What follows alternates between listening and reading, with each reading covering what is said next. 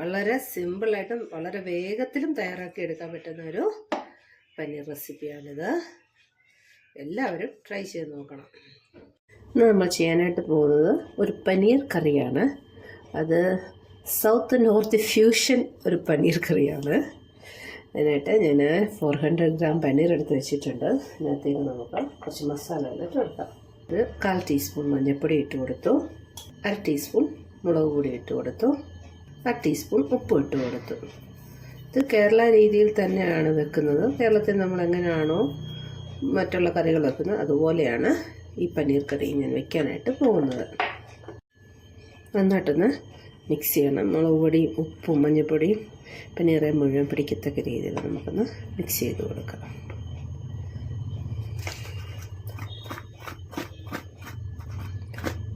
പനീറായതുകൊണ്ട് ഒത്തിരി ഇട്ട് ഇളക്കാൻ പറ്റത്തില്ല, പൊടിഞ്ഞു പോകും. ചെറിയ പീസുകളാക്കിയാണ് കട്ട് ചെയ്തിരുന്നത്. അതിങ്ങനെ തൂത്ത് പിടിപ്പിക്കുക മാത്രമേ ചെയ്യാവൂ.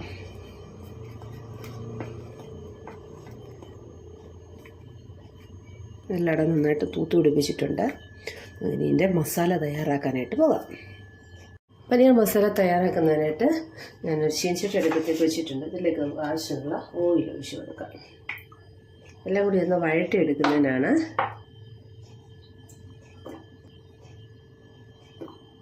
ഒരു ടേബിൾ സ്പൂൺ എണ്ണയാണ് ഒഴിച്ചു കൊടുത്തിരിക്കുന്നത്. എണ്ണ ചൂടായിട്ടുണ്ട്. ഇതിലേക്കൊരു 3 മീഡിയം സവാളയാണ് ഞാൻ പൊടിയായിട്ട് അരിഞ്ഞെടുത്തിരിക്കുന്നത്.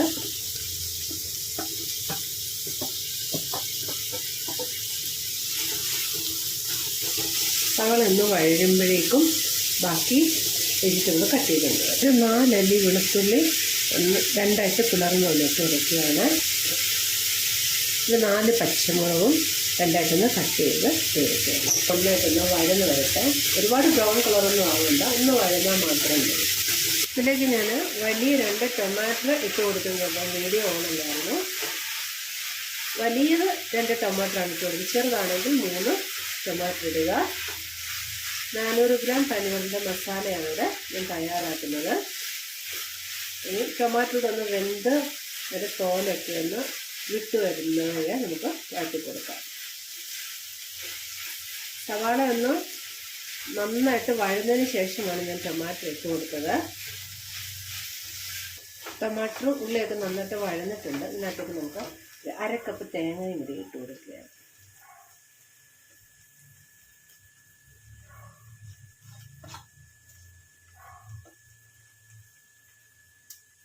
തേങ്ങയും കൂടി ഇതിനകത്തിട്ട് നമുക്കൊന്ന് മിക്സ് ചെയ്യാം.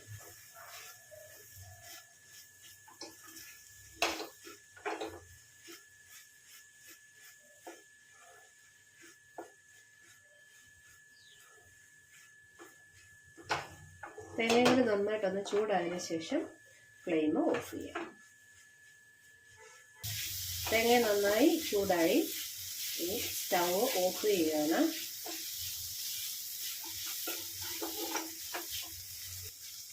ഒന്ന് തണുത്തതിന് ശേഷം നമുക്ക് മിക്സിയുടെ ജാറിലേക്ക് മാറ്റാം. മിക്സിയുടെ ജാറിലേക്ക് മാറ്റി നന്നായിട്ട് അരച്ചെടുക്കണം. നല്ല പേസ്റ്റ് പരുവത്തിലത് അരച്ചെടുക്കേണ്ടതുണ്ട്. വഴറ്റിയ മസാല തണുത്തിട്ടുണ്ട്. നമുക്ക് മിക്സിയുടെ ജാറിലേക്ക് മാറ്റി അരച്ചെടുത്തു.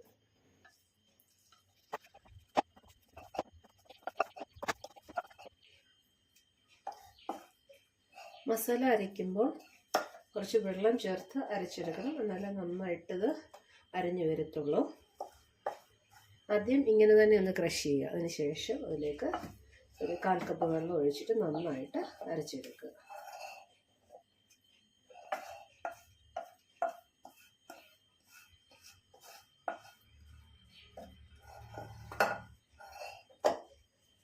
വീണ്ടും നമ്മൾ ചീനച്ചട്ടി വെച്ച് കൊടുത്തു. കുറച്ച് എണ്ണ ഒഴിച്ചു കൊടുക്കുക. 1 ടേബിൾ സ്പൂൺ എണ്ണ തന്നെ ഒഴിച്ചു കൊടുക്കുകയാണ്. എണ്ണ നന്നായി ചൂടായി. ഇതിലേക്കൊരു 1/2 ടീസ്പൂൺ കടുക് ഇട്ട് കൊടുത്തു. കടുകൊന്ന് പൊട്ടി ഒരു 1/4 ടീസ്പൂൺ ജീരകം ഇട്ട് കൊടുത്തു. ചെറിയ ജീരകമാണ്.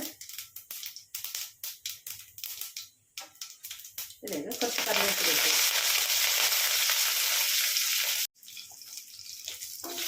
ഇല്ലെങ്കിൽ ഫ്ലെയിം ഒന്ന് ഓഫ് ചെയ്യുക, അല്ലെങ്കിൽ ഫ്ലെയിം ലോയിലേക്ക് മാറ്റിയതിന് ശേഷം ഇതിനകത്തേക്ക് പൊടികൾ നമുക്ക് ചേർത്ത് കൊടുക്കാം. ഈ പൊടികൾ കരിഞ്ഞു പോകാതിരിക്കാൻ വേണ്ടിയാണ് ഫ്ലെയിം ഓഫ് ചെയ്യാൻ പറഞ്ഞത്. 1/2 ടീസ്പൂൺ മഞ്ഞൾപ്പൊടി ഇട്ട് കൊടുത്തു. 2.5 ടീസ്പൂൺ മുളക് പൊടി ഇട്ട് കൊടുത്തു. 2 ടീസ്പൂൺ മല്ലിപ്പൊടി ഇട്ട് കൊടുത്തു. 1/2 ടീസ്പൂൺ ഗരം മസാലപ്പൊടി. 3/4 ടീസ്പൂൺ പെരുംജീരകത്തിൻ്റെ പൊടി ഇട്ട് കൊടുത്തു. നല്ല ജീരകത്തിൻ്റെ പൊടി, അതായത് കറിക്കരയ്ക്കുന്ന ജീരകത്തിൻ്റെ പൊടിയാണ് ഇട്ട് കൊടുത്തത്. നന്നായിട്ടങ്ങ് മിക്സ് ചെയ്യുക. മസാല അത് മൂക്കുന്നത് വരെ മിക്സ് ചെയ്യുക. മുളക് പൊടിയുടെ മല്ലിപ്പൊടിയുടെയൊക്കെ പച്ചമണം മാറുന്നതിന് വരെ ഒന്ന് ഇളക്കി കൊടുക്കുക. കരിഞ്ഞു പോകരുത്. അതിനുശേഷം നമ്മൾ മസാല പൊട്ടി വെച്ചിരുന്ന പനീർ ഇട്ട് കൊടുക്കുക. നന്നായിട്ട് അതിനകത്തിട്ട് മിക്സ് ചെയ്യുക.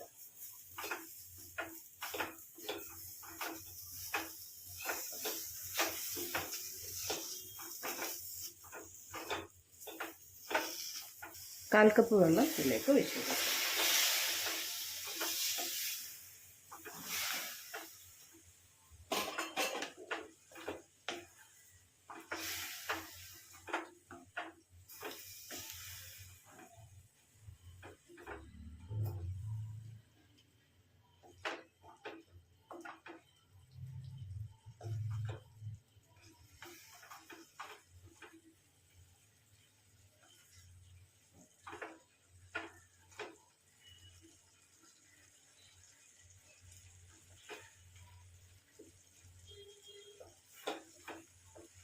ഒഴിച്ചു കൊടുത്ത വെള്ളമൊക്കെ ഒന്ന് തിളച്ചിട്ടുണ്ട്. ഇതിലേക്ക് നമുക്ക് അരച്ചു കൊണ്ടുവന്ന അരപ്പ് ഇട്ട് കൊടുക്കുക. നല്ല പേസ്റ്റാക്കി അരച്ചെടുത്തിട്ട് വന്നിട്ടുണ്ട്. അതിനകത്തേക്ക് ഒഴിച്ചു കൊടുക്കുകയാണ്.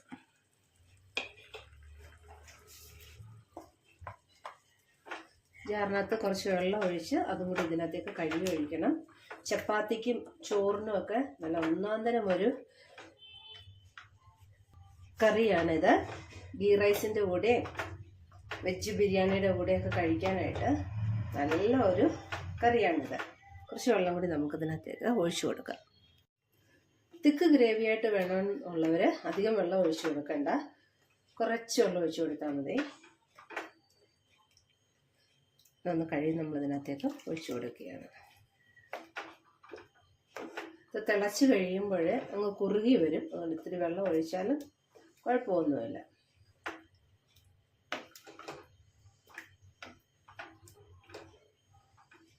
ഞാനിത് ചപ്പാത്തിക്കാണ് തയ്യാറാക്കിയത്. ഇടിയപ്പത്തിൻ്റെ കൂടെ പുട്ടിൻ്റെ കൂടെ ഒക്കെ കഴിക്കാനായിട്ട് നല്ലൊരു കോമ്പിനേഷനാണിത്. കേരളത്തിലാകുമ്പം ഇടിയപ്പം, പുട്ട് അതിൻ്റെയൊക്കെ കൂടെ കഴിക്കാനല്ല കറികൾ നമ്മൾ ഉണ്ടാക്കുന്നത് അധികം. കേരളത്തിലുള്ളൊരു പനീർ ഉപയോഗിക്കുന്നത് വളരെ കുറവാണ്. നോർത്ത് ഇന്ത്യൻസാണ് അധികവും പനീർ യൂസ് ചെയ്യുന്നത്. അവരവരുടേതായ സ്റ്റൈലിലാണ് ഉണ്ടാക്കുന്നത്. നമ്മൾ നമ്മുടേതായ സ്റ്റൈലിൽ ഉണ്ടാക്കിയതേ ഉള്ളൂ. അപ്പോൾ നമുക്ക് പുട്ടിൻ്റെ കൂടെ അപ്പത്തിൻ്റെ കൂടെ ഒക്കെ കഴിക്കാൻ നല്ല ഒരു കറിയാണിത്. നന്നായിട്ടൊന്ന് തിളക്കട്ടെ. ഇതുവരെ നമ്മളിതിലേക്ക് ഉപ്പിട്ടിട്ടില്ല. പനീറിന് നമ്മൾ ശകലം ഉപ്പിട്ട് ഇളക്കി വെച്ചിരുന്നു. അതുകൂടി നോക്കിയിട്ട് വേണം ഉപ്പിടാനായിട്ട്. അതുകൊണ്ട് ഞാൻ 1/2 ടീസ്പൂൺ ഉപ്പിട്ടതിന് ശേഷം മിക്സ് ചെയ്യും. അത് ഉപ്പ് ടേസ്റ്റ് നോക്കിയിട്ട് വേണമെങ്കിൽ ഇട്ട് കൊടുക്കും. നന്നായിട്ടൊന്ന് മിക്സ് ചെയ്തിട്ട് ഉപ്പിട്ടതാണ്.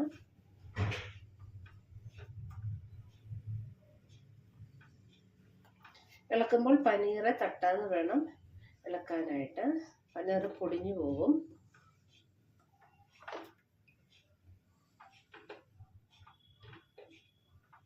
നന്നായിട്ട് തിളച്ച് ഇതിൻ്റെ മുകളിലൊന്ന് എണ്ണ തെളിയുമ്പോൾ മാത്രമേ ഞാൻ സ്റ്റൗ ഓഫ് ചെയ്യത്തുള്ളൂ.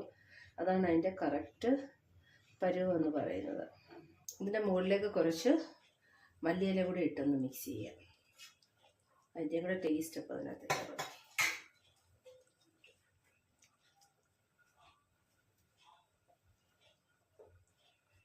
കറി നന്നായി തിളച്ച് എണ്ണയൊക്കെ തെളിഞ്ഞിട്ടുണ്ട്. നല്ല ടേസ്റ്റ് ഉണ്ട് കഴിക്കാനായിട്ട്. ഇതുപോലെ പനീർ ഒന്ന് ചെയ്ത് നോക്കുക. ഇതുവരെ ഞാൻ ഇങ്ങനെ പനീർ ചെയ്ത് കണ്ടിട്ടില്ല. നല്ല ടേസ്റ്റാണ് കഴിക്കാനായിട്ട്. എല്ലാവരും ഇതുപോലെ ചെയ്ത് നോക്കുക. ചപ്പാത്തിയുടെ കൂടെ നല്ല ഒന്നാന്തരം ഒരു കോമ്പിനേഷനാണ്. പൂരിക്ക് നല്ലതാണ്. പിന്നെ നെയ്ച്ചോറ്, വെജ് ബിരിയാണി എല്ലാത്തിനും നന്നായിട്ട് ചേരുന്ന ഒരു കറിയാണിത്. അപ്പോൾ ഇഷ്ടപ്പെട്ടാൽ ഒന്ന് ലൈക്ക് ചെയ്യണം, ഷെയർ ചെയ്യണം. വീഡിയോ ആദ്യമായി കാണുന്ന ഒരുപാട് ആളുകളുണ്ട്. ഒന്ന് സബ്സ്ക്രൈബ് ചെയ്ത് പ്രോത്സാഹിപ്പിക്കുക. ഇതുപോലെ പുതിയ പുതിയ ഐറ്റംസൊക്കെ കയ്യിലുണ്ട്. പക്ഷേ ഞാൻ സബ്സ്ക്രൈബേഴ്സ് കുറവായതുകൊണ്ടാണ് ഇറക്കാത്തത്.